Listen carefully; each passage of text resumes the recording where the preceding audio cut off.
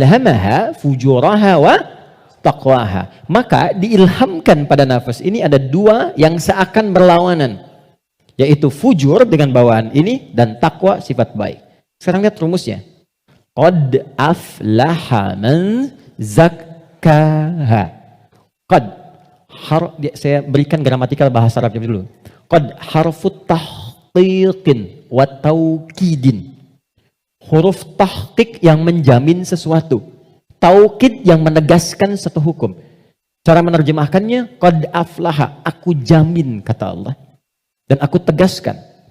Orang yang mampu menata zakat, menata nafasnya dengan baik, maka hidupnya akan cenderung sukses dan bahagia, apapun pekerjaannya.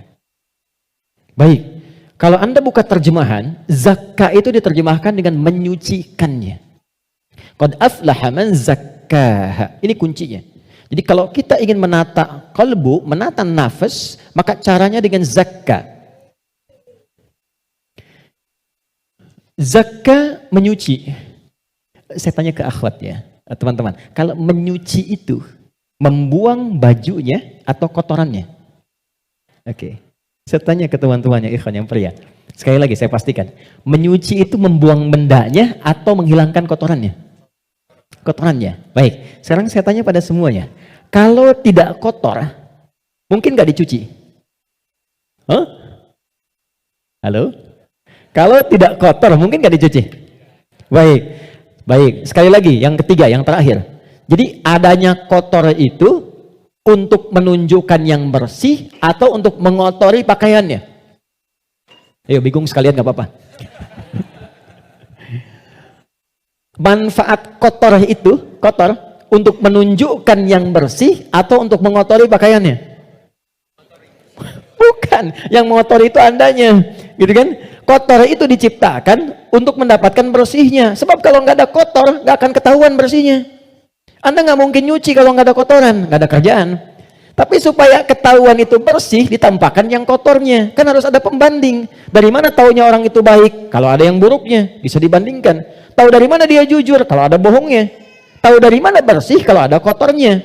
Maksud saya, kotoran itu diciptakan bukan ingin mengotori pakaiannya, tapi ingin menghasilkan kebersihan di balik kotoran itu. Karena itu menyuci, itu membersihkan kotoran, bukan membuang bendanya. Tarik logika itu ke sini. Qad aflaha man zakkaha. Allah menciptakan sifat fujur bukan ingin menjadikan manusia itu terjebak dalam keburukan. Jadi jangan bertanya begini, kenapa Allah ciptakan sifat dusta? Kan saya nggak akan berdusta kalau begitu. Kenapa Allah ciptakan sifat sombong? Kan saya nggak akan sombong kalau begitu. Bukan, kata Allah, pada asalnya diciptakannya fujur dengan semua sifat ini adalah untuk menjadi katalis dalam bahasa kimia itu. Supaya dia bisa menstimulus supaya baiknya keluar. Sebab kalau nggak ada ini nggak akan muncul. Contoh, bisa nggak ada sabar kalau nggak ada marah?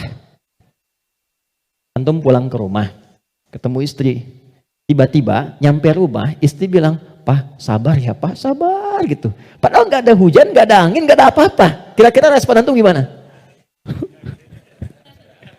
Sayang, kamu sehat? Kan? Nggak mungkin kan? Ada amarah, pim. Mau marah nih, sabar aja, sabar, nggak usah dibalas. Nah, kapan ada sabar kalau ada pemicunya? Kapan ditemukan jujur? Ketika ada dusta. Jadi dusta itu diciptakan bukan ingin menjadikan Anda sebagai pendusta, tapi sebagai katalis supaya jujurnya muncul. Sabar diciptakan dan marah diciptakan untuk supaya yang baiknya muncul. Sebab kalau nggak ada marah, sabarnya nggak akan naik. Paham nggak sampai di sini? Nah, cara kita mengolah dibalik kata Quran, qad aflaha man zakkaha. Kalau satu waktu terjadi muncul dorongan yang mendorong dari sini, fujur ke nafas. Cara kerjanya begini supaya lebih paham. Gak apa-apa, saya menghapus saja. Bismillah. Jam 3 saya dari Bandung, ya Allah. Aku sudah hari Kamis. Saya nerangkan sendiri, ya apa? Kehormatan bagi saya Presiden Musyawarah. Enggak usah ini aja, supaya nggak ada beban. Jazakallah. Enggak apa, ini aja. Kasih banyak, jazakallah khair. Semoga dapat tambahan rahmat. Amin. Cukup? Ya, dipegang aja nanti kalau ada keperluan lagi. Oke.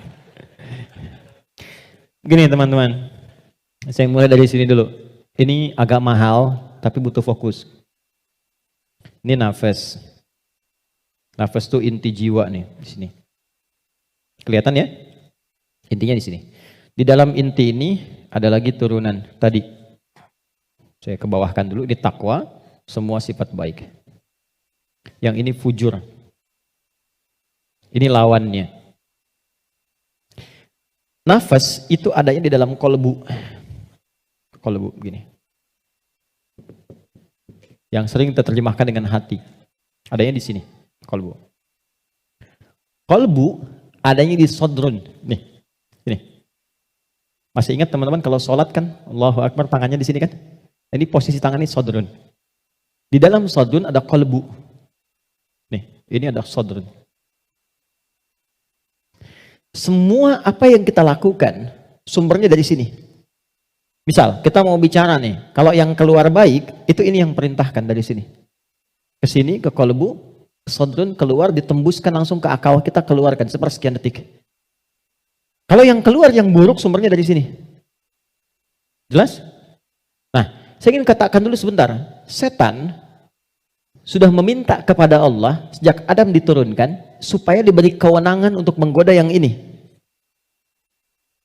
Itu nanti ada di surah An-Nisa di ayat yang ke-118, dari ayat 116 sampai 118. La'anahullah wa qala la'attakhidanna min ibadika nasiban mafruḍa. Ketika dia dilaknat oleh Allah, dia berkata, ya Allah, izinkan aku menggoda satu bagian dari manusia. Maksudnya yang ini. Di sini sumber keburukan nih. Dalam bahasa Arab, buruk itu disebut dengan su namanya. Su, gini. Pelan-pelan. Nah, setan menggoda, memprovokasi dengan halus. Memprovokasi dengan halus itu bahasa Arabnya was-was. Was-wasa yuwaswisu. Halus sekali. Dia masuk lewat sini, sodrun. Jamaknya sudur. Jamak dari sodrun, sudur. Karena manusianya banyak. Di Quran surah ke-114, alladzi yuwaswisu fi sudurin nas. Dia menggoda ke sini, ke kolbu, ke sini. Alih-alih bicara yang baik, dia katakan keluarkan yang kasar. Tak sadar keluar. Begitu keluar bentuknya dalam bentuk perbuatan, maka keluar namanya su, kata-kata yang kotor. Kata-kata su. Karena ini melewati nafas, nih, kan dari nafas nih. Tidak dilihat fujurnya, yang dilihat nafasnya.